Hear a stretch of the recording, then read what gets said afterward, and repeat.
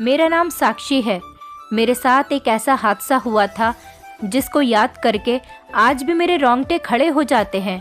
मैं सोच भी नहीं सकती थी कि एक दिन मेरी जवानी जेल की काल कोठरी में गुजर जाएगी। ये जिंदगी इंसान को कहां से कहां ले आती है। मैं जेल में क्यों जा रही हूँ, ये बात तो मैं आप लोगों को बाद में बताऊंगी कि मेरा क्या जुर्म है जिसकी वजह से मैं 25 साल की उम्र में ही जेल चली गई। लेकिन फिलहाल मैं आपको जेल के अंदर की कहानी सुनाना चाहती हूँ, जो भयानक, होश उड़ा देने वाली और दिल दहला देने वाली और इंसान के शरीर से जान निकाल कर फेंक देने वाली कहानी है। जेल में जाते हुए मेरे सर पर एक बड़ा सा बोझ आ पड़ा था, जो शायद यहाँ के हालात की वजह से था। मैंने इस जेल के बारे में बहुत खतरनाक और भयानक बातें सुनी हुई थी, मगर मैं ये नहीं जानती थी कि एक दिन मैं भी इसी जेल में आ जाऊंगी, कि मेरे साथ भी वही सब कुछ हो जाएगा जिसका शिकार यहाँ पर पहले से ही 2 लड़कियाँ और 2 औरतें हो चुकी थीं। इन्हीं लोगों और इन्हीं औरतों में से एक थी जिन्होंने जेल में होने वाले इस पाप की कहानी की शुरुआत की थी। वो मेरे लिए सबसे खतरनाक रात थी, जब मैं जेल की काल कोठरी में बैठी अपने नसीब पर बुरी तरह से रो रही थी और अपनी जिंदगी को कोस रही थी। तभी अचानक मुझे किसी के भारी कदमों से चलने की आवाज़ सुनाई दी। मेरे तो जैसे रोंगटे ही खड़े हो गए थे और मैं बुरी तरह से डर गई थी। मैं नहीं जानती थी कि आने वाला इंसान कौन है। अंदर आने वाले इंसान के कदमों की आवाज़ इतनी ज़्यादा भारी थी कि जैसे हर कदम मेरे दिल पर पड़ रहा था। मैंने अपनी आंखें बंद कर ली। तभी वहाँ से चलकर आने वाला इंसान सलाखों के पीछे आकर खड़ा हुआ और अपना सर वहाँ पर रखकर कहने लगा, ए लड़की, जल्दी से बाहर आ जाओ, तुम्हारा बाहर निकलने का टाइम आ गया है। उस आदमी की आवाज़ इतनी खतरनाक और भयानक थी जिसे सुनकर मैं उठकर खड़ी हुई थी। मैं किसी कठपुतली की तरह खड़ी हो गई थी, क्योंकि मैं जानती थी कि यहाँ पर हुक्म ना मानने की सज़ा सिर्फ और सिर्फ अपनी ज़बान में दी जाती है। इन लोगों ने अगर मुझे मारना पीटना शुरू कर दिया तो मैं कहाँ जाऊँगी, और यहाँ बचाने वाला तो मुझे कोई भी नहीं है। मैं तो इतनी ताकतवर भी नहीं थी, और फिर वैसे भी मैं एक बेटी की माँ थी। मेरी शादी को अभी 2 साल ही हुए थे और मेरी बेटी 1 साल की थी। एक औरत में इतनी हिम्मत कहाँ से होती है कि जेल के लोगों और उनके सितम का मुकाबला कर सके। मैं परेशान हो गई थी। मैंने सोचा कि यहाँ जो मुझसे पूछा जाएगा मैं सच सच बता दूंगी। मैं किसी से भी किसी तरह की कोई बहस नहीं करूंगी। मैं अपनी सफाई पेश नहीं करूंगी। मैं उठकर खड़ी हो गई थी। मैंने सामने मौजूद आदमी को देखा तो उसके सर के बाल उड़े हुए थे। वो देखने में तो बहुत खतरनाक लग रहा था। उसकी आंखें भी अजीब सी थीं और उसके हाथों पर बड़े बड़े टैटू बने हुए थे। उसका चेहरा इतना डरावना था कि मुझे देखकर अंदाज़ा हो रहा था कि वो आदमी जेल के स्टाफ का नहीं है, बल्कि वो तो कहीं बाहर से आया कोई नशेड़ी या फिर गुंडा है। मैं तो उसे देखती ही रह गई थी। एक लम्हे के लिए मेरे दिल में ये भी ख्याल आया कि ये तो मुझे कोई और आदमी मालूम होता है, क्योंकि जेल के स्टाफ का कोई भी आदमी ऐसे कपड़ों में नहीं आता। वैसे भी ये औरतों की जेल थी। इस जेल में तो सिर्फ लेडीज इंस्पेक्टर थी। एक मर्द का यहाँ पर क्या काम हो सकता है। मैंने देखा जेल का सेल अंदर से भी बंद था और बाहर से भी, मगर वो आदमी मुझे उकसा रहा था कि तुम बाहर आ जाओ। मैंने एक बार फिर से उसकी तरफ देखा तो वो चिल्लाकर कहने लगा, क्या तुम्हें आवाज़ नहीं आती? क्या तुम बहरी हो? मैं तुमसे कितनी बार कह चुका हूँ कि बाहर आ जाओ। तुम्हें मेरी कोई बात समझ नहीं आ रही है? चलो जल्दी से बाहर आ जाओ, आज तुम्हारी बारी है। मैंने धीमी सी आवाज़ में कहा, किस चीज़ की बारी है? मैंने बड़ी हिम्मत करके उससे सवाल किया था। वो तो मुझे गुस्से से घूरने लगा और कहने लगा, तुम बाहर आ रही हो या फिर मैं तुम्हारा बंदोबस्त करूं? मैंने भी फिर से हिम्मत करके उससे कहा, क्या मतलब है तुम्हारा? क्या बंदोबस्त करोगे तुम मेरा? मेरे अंदर अचानक ही हिम्मत आ गई थी कि जब जेल में आ गई हूँ, जब मेरे नसीब में लोगों की मार खाना ही लिखा है और मैंने सारी ज़िंदगी दुखों को ही बर्दाश्त करना है, तो फिर मैं अपनी इज्जत के लिए, अपने सम्मान के लिए क्यों ना आवाज़ उठाऊं। मैंने उस आदमी से ये सवाल किया तो वो गुस्से से कांपने लगा और कहने लगा, तुझे शर्म नहीं आती? मेरे साथ बदतमीज़ी करती है और साथ ही साथ बहस भी कर रही है। रुक, मैं अभी तेरा इलाज करता हूँ। ये कहकर वो अपने भारी कदम उठाता हुआ वहाँ से चला गया। मेरा दिल बुरी तरह से कांप रहा था। ये आदमी तो जेल का लग ही नहीं रहा था, फिर मुझे क्यों बाहर आने पर उकसा रहा था? मुझे बड़ी परेशानी हो रही थी। थोड़ी देर के बाद उस आदमी के कदमों की आवाज़ दोबारा मेरे कानों में आने लगी तो मेरा शरीर बुरी तरह से कांपने लगा था। मुझे अफसोस हो रहा था कि मैंने इस आदमी से बदतमीज़ी क्यों की। वो मुझे कहाँ लेकर जाएगा, मैं दिल में सोचने लगी और मेरी आंखों में आंसू भी आ गए थे। डर की वजह से मुझे बुरी तरह से पसीना भी आ रहा था और मेरा रोना ख़त्म ही नहीं हो रहा था कि तभी उस आदमी ने मेरे सेल के बराबर वाले सेल का दरवाज़ा खोला। मेरी जान तो आज बड़ी मुश्किल में आ गई थी। मैंने देखा वो दूसरे सेल में मौजूद औरत को बाहर आने के लिए कह रहा था। उसके पास तो सेल की चाबी भी थी, जबकि इससे पहले वो मेरे पास आया था। वो औरत बिल्कुल मेरे बराबर वाले सेल में मौजूद थी। मैंने भगवान जी को थैंक यू बोला कि अच्छा हुआ मेरी जान बच गई। वो औरत बुरी तरह से रो रही थी और कह रही थी, भगवान के लिए मुझे छोड़ दो, मेरे छोटे छोटे बच्चे हैं, प्लीज़ मेरे साथ ऐसा मत करो, मैं बर्बाद हो जाऊंगी। मेरा इस दुनिया में कोई नहीं है। मैंने तो ऐसा कोई आरोप भी नहीं किया जिसकी सज़ा मुझे इतनी भयानक दी जाएगी। मैंने देखा वो औरत चिल्ला रही थी, मगर लेडी इंस्पेक्टर उसे बुरी तरह से घसीटकर बाहर ला रही थी, जबकि उसके ज़्यादा रोने पर लेडी कांस्टेबल ने उसके मुंह पर एक दो थप्पड़ भी मार दिए थे। मुझे उस बेचारी पर बहुत तरस आ रहा था। लेडी कांस्टेबल उसे जेल से घसीटकर बाहर ले आई और उसको उस आदमी के हवाले कर रही थी।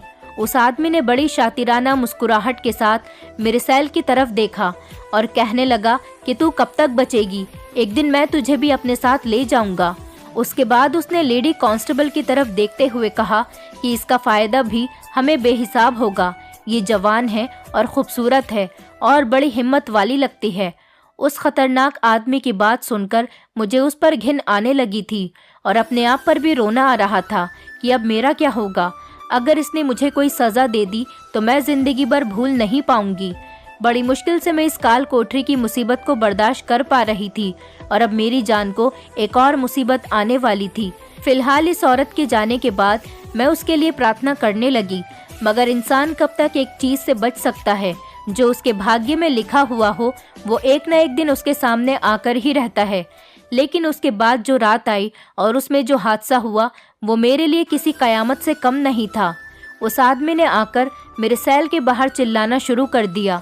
वो मुझे बाहर बुला रहा था और मैं डरी सहमी अपने सेल में चुपचाप बड़ी खामोशी से बैठी रही। जब मैंने कोई जवाब नहीं दिया तो उसने चाबी घुमाकर ताले को खोल दिया। मैं तो घबरा गई थी और मेरे पैरों तले से ज़मीन निकल गई थी। मेरा दिल ज़ोर ज़ोर से धड़क रहा था। आंखों से आंसू भी निकलने लगे थे, क्योंकि मुझे पहले ही उस आदमी से बहुत डर लग रहा था और वो अपने साथ लेडी इंस्पेक्टर को भी मेरे सामने लेकर आ गया था। लेडी इंस्पेक्टर मेरे सामने आ गई। उन्होंने मेरे बाजू से मुझे पकड़ लिया और घसीटना शुरू कर दिया। कहने लगी, जाओ, आज रात के लिए तुम्हारी बारी है। लेडी इंस्पेक्टर के कहने पर मैंने उनसे पूछा कि मुझे इस खतरनाक आदमी के साथ क्यों जाना है। मैंने कहा, प्लीज़ मुझे इसके साथ मत भेजो, लेकिन उन्होंने मेरी एक न सुनी और मेरी किसी बात का कोई जवाब भी नहीं दिया। और वो कहने लगी कि यहाँ पर सिर्फ हमारी मर्जी चलती है। हमसे तुम दुश्मनी पालोगी तो तुम्हारे लिए ज़िंदगी नरक बना देंगे। इसीलिए तुम्हारा फ़ायदा इसी में है कि तुम खामोशी से हमारी बात मानती रहो। इस बात में कोई शक नहीं था कि वो औरतें ऐसा भी कर सकती थीं, मगर मेरे लिए ज़िंदगी पहले ही काफ़ी मुश्किल थी। मैंने भगवान से प्रार्थना करना शुरू कर दिया कि हे भगवान, मेरी इज्जत बचा लेना, क्योंकि एक औरत के पास इज्जत से बढ़कर ऐसी कोई चीज़ नहीं होती। इसके लिए वो जान देने पर भी उतर आती है और मेरे लिए भी सबसे बढ़कर मेरी इज्जत ही थी। मैं रोती हुई उस आदमी के साथ बाहर जाने लगी। बाहर गैलरी में आकर मेरी नज़र एक घोड़े पर पड़ी, जिसे देखते ही मेरी जान निकल गई थी। मैं घोड़े से पहले ही बहुत ज़्यादा डरती थी, लेकिन आज ये घोड़ा मेरी आंखों के सामने था और वो आदमी उसे खुद भी हाँकने लगा और मुझे भी घसीटकर चिल्लाने लगा। एक तो मेरे दिमाग पर उस घोड़े का डर बुरी तरह से छाया हुआ था और दूसरा इस आदमी के अजीब से हुलिये को, जिसे देखकर किसी को भी आसानी से डर महसूस होने लगे। ये आदमी देखने में बहुत खतरनाक था। ऐसा लगता था जैसे पहले भी वो काफ़ी सारे खून कर चुका है। फिलहाल मैं उसके साथ चलने लगी, क्योंकि ऐसा करना मेरी बहुत बड़ी मजबूरी थी। उन्होंने मुझे बहुत डरा धमकाकर उसके साथ भेज दिया था और जो पुलिस हमारे साथ आई थी वो लोग जेल की 15 मिनट की दूरी से ही हमसे अलग हो गए थे। जेल के रास्तों के बारे में भी मुझे जानकारी हो चुकी थी।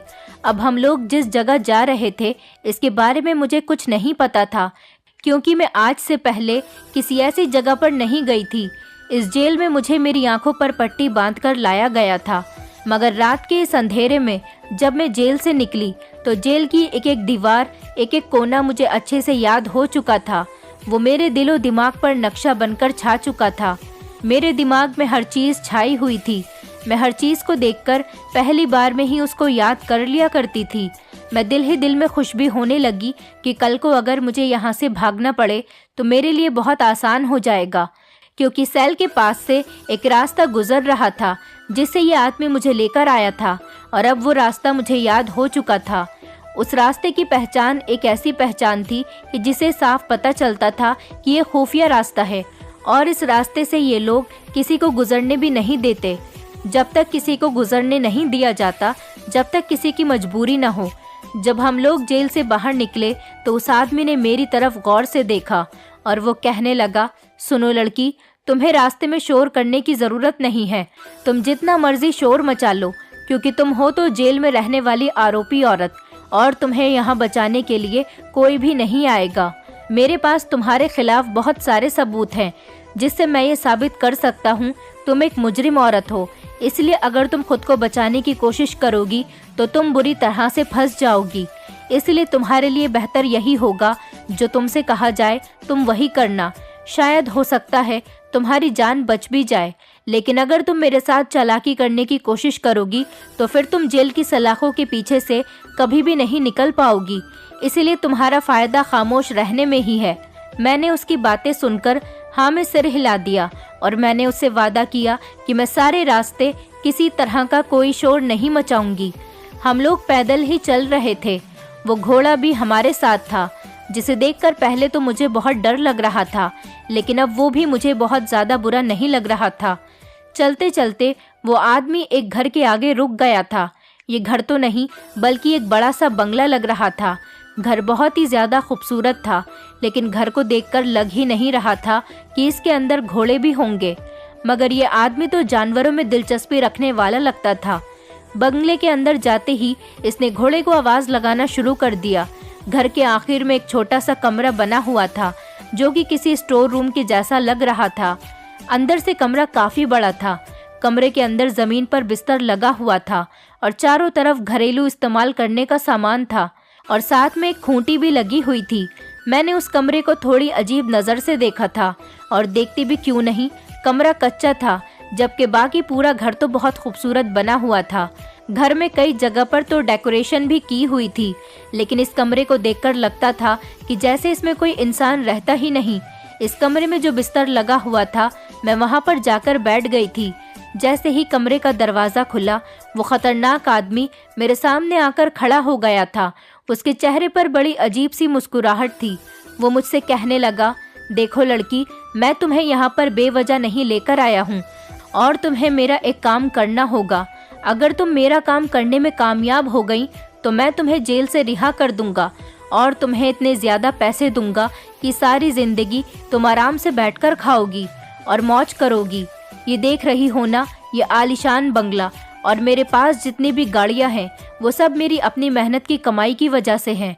ये सारा रुपया पैसा मेरे अकेले का ही है। इस सब का मालिक मैं हूँ।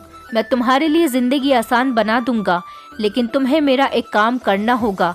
और हाँ, किसी बात पर भी अगर तुमने ज़िद की तो मेरा पारा हाई हो जाता है, और मैं फिर ऐसी औरत को बर्बाद करके रख देता हूँ। मैं तुम्हारे साथ ऐसा करूँगा, तुम किसी को मुंह दिखाने के काबिल नहीं बचोगी। तुम्हारे ना ही बच्चे पैदा होंगे और ना ही कभी तुम्हारी शादी होगी। अगर तुम कुंवारी हो तो तुम बिना शादी के ही रह जाओगी, और अगर तुम शादीशुदा हो तो तुम बे औलाद हो जाओगी। वो आदमी मुझे धमका रहा था, ऐसी बातें करके मुझे बुरी तरह से डरा रहा था। मुझे अपनी छोटी सी बेटी की बहुत याद आ रही थी। मुझे उसकी फिक्र हो रही थी। उसको याद करके मेरी आंखों में आंसू आने लगे थे। तो वो चिल्लाकर कहने लगा, ज़्यादा नौटंकी करने की ज़रूरत नहीं है। तुमसे मैं जितना कहता हूँ तुम उतना ही करो। अब बिस्तर पर लेट जाओ और अपनी आंखें बंद रखना। इधर उधर देखने की या यहाँ से भागने की ज़रूरत नहीं है। अगर तुमने ऐसा भी कुछ करने की कोशिश की तो तुम नहीं जानती हो तुम्हारे साथ क्या किया जाएगा। तुम यहाँ पर सुकून से रहो, तुम्हें यहाँ पर खाना, पहनने के लिए कपड़ा और सुकून भरी जिंदगी, हर चीज़ दी जाएगी। तुम्हें जिसमें फ़ायदा हो तुम वही करो, बस मेरे साथ दुश्मनी करके तुम सबसे बड़े नुकसान में पहुँच जाओगी। ये कहकर वो बाहर चला गया था। उसने मुझे मेरी आंखें बंद रखने के लिए कहा था और मैंने वैसा ही किया। मैंने अपनी आंखों पर अपना दुपट्टा बांध लिया और उसके कहने के मुताबिक ही काम कर रही थी। मुझे कुछ भी दिखाई नहीं दे रहा था। अब मेरी आंखों के सामने पूरी तरह से अंधेरा छा गया था। मुझे सिर्फ आवाज़ें सुनाई दे रही थी, कुछ नज़र नहीं आ रहा था। थोड़ी देर के बाद कमरे का दरवाज़ा खोलने की आवाज़ आई। मैं उस आदमी के भारी कदमों की आवाज़ को अच्छी तरह से पहचान चुकी थी। उसने कमरे का दरवाज़ा खोला था, साथ ही घोड़े की आवाज़ ने भी मुझे चौंका कर रख दिया था। मैं दिल ही दिल में सोचने लगी थी कि यह आदमी इस घोड़े को मेरे कमरे में क्यों लेकर आ रहा है। आखिर एक घोड़े का कमरे में क्या काम। घोड़ा भी एक काले रंग का था, जिसकी आंखों को देखकर लगता था कि जैसे वो मुझे खा जाएगा।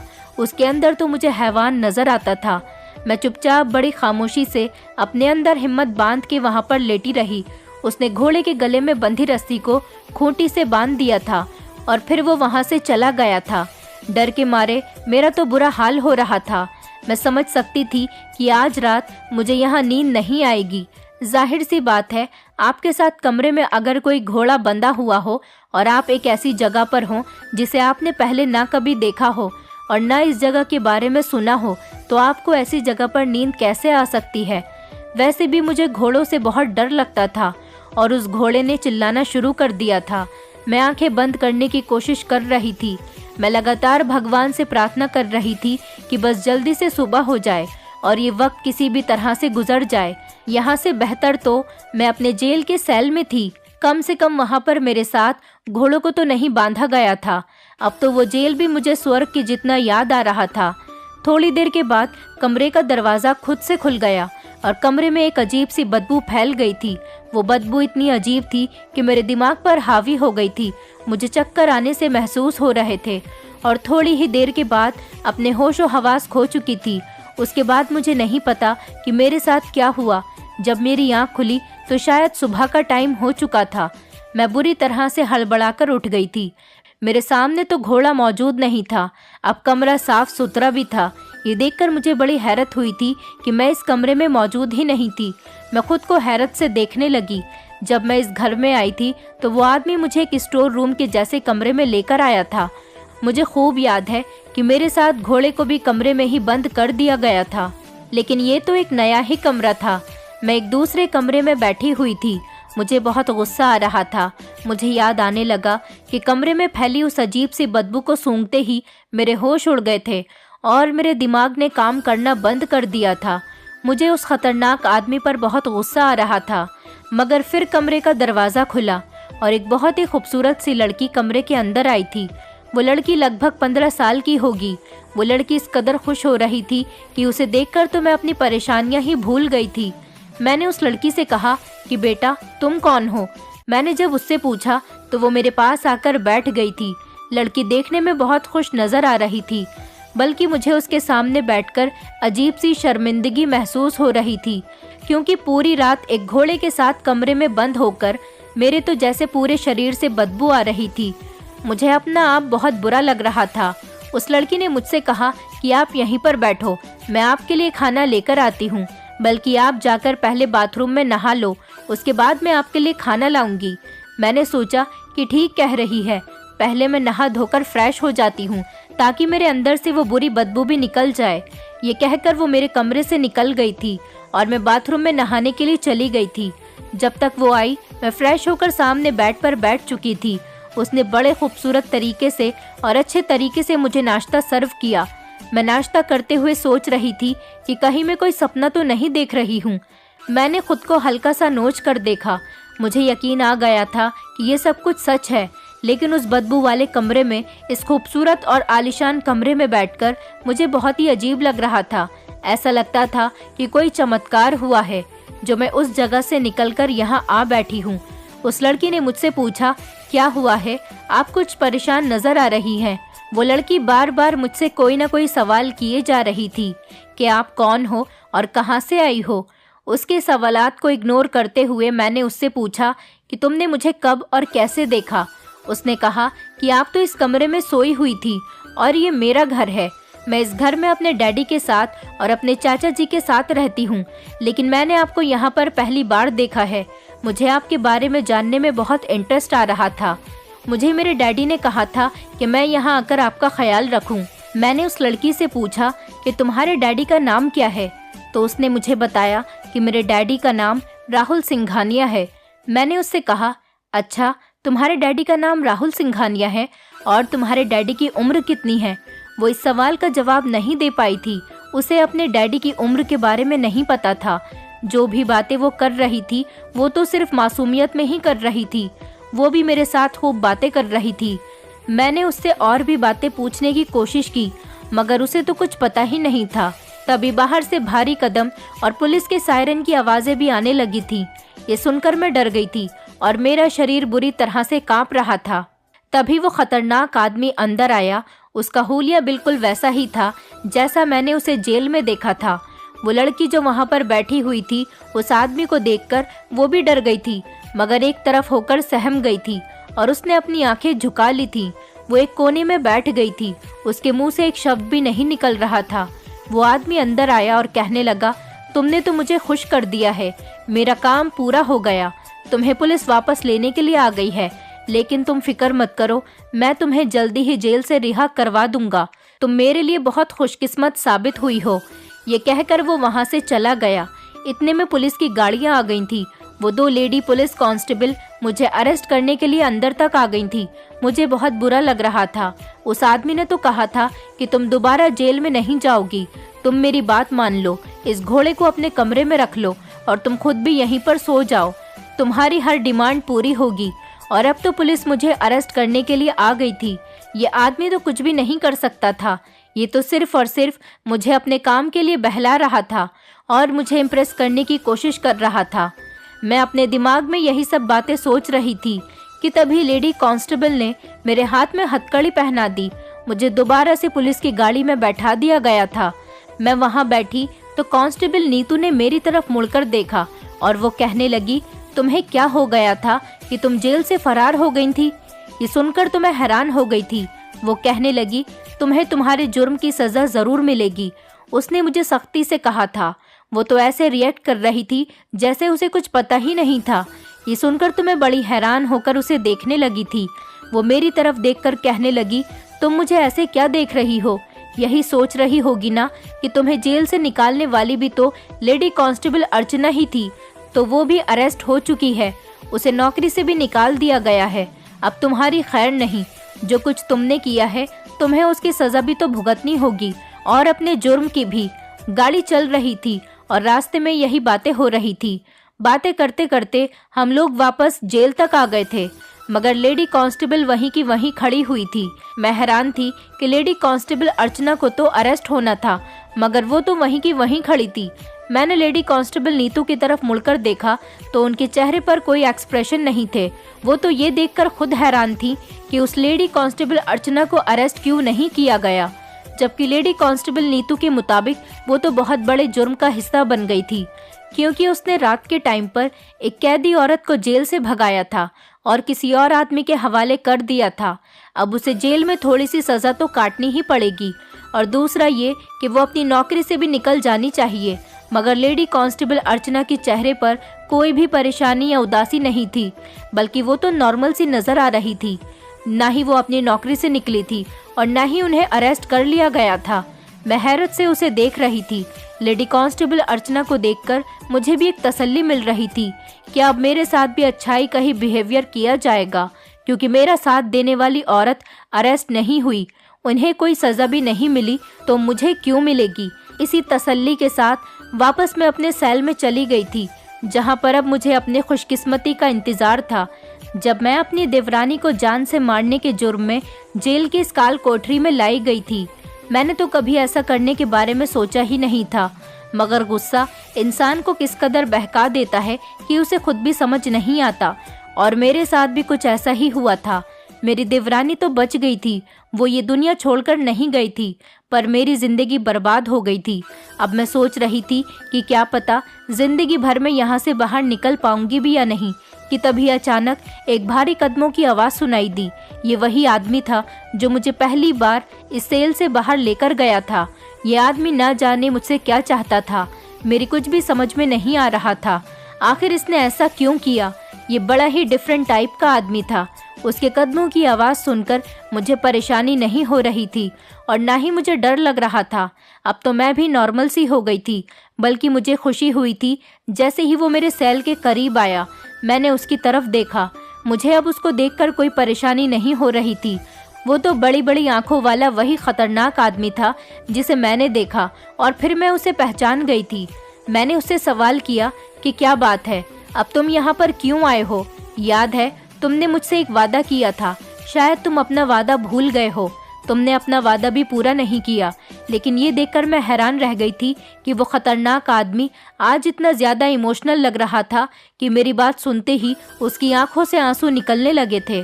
उसे रोता हुआ देखकर तो मैं और भी ज़्यादा हैरान रह गई थी कि वो आदमी तो कहीं से भी नहीं लगता था कि खुद को शर्मिंदा भी महसूस कर सकता है। वो रो रहा था और रोते रोते ही मुझसे कह रहा था, प्लीज़ बहन, मुझे माफ़ कर दो, मैं खुद बहुत मजबूर हूँ।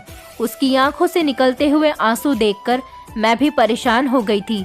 मैंने पूछा, अरे क्या हुआ, आप रो क्यों रहे हो? मुझे बताओ क्या बात है। तो उसने जो बात कही थी वो बड़ी ही परेशान कर देने वाली थी। उन्होंने बताया, बहन, मेरी उम्र 50 साल है। लोगों ने मुझे बेवजह ही बदनाम किया हुआ है। पहले मेरी एक दुकान हुआ करती थी। मैं एक वैद्य हूँ। मैं बांझ औरतों का इलाज किया करता था और मेरे पास बांझ औरतें ज़्यादा तादाद में आती थीं। मेरा इलाज करने से वो औरतें प्रेग्नेंट हो जाती थीं। बस यही सब करते करते मैं अमीर होता चला गया। मेरा नाम लोगों में फेमस हो गया कि मैं बांझ औरतों का इलाज करता हूँ और वो मेरे इलाज से प्रेग्नेंट हो जाती हैं। वो तो भगवान की कृपा थी और मेरे हाथ में चमत्कार था, और धीरे धीरे मेरे हाथ से ये चमत्कार कम होता चला गया। इसके बाद मेरे साथ जो हुआ मैं तुम्हें बता नहीं सकता।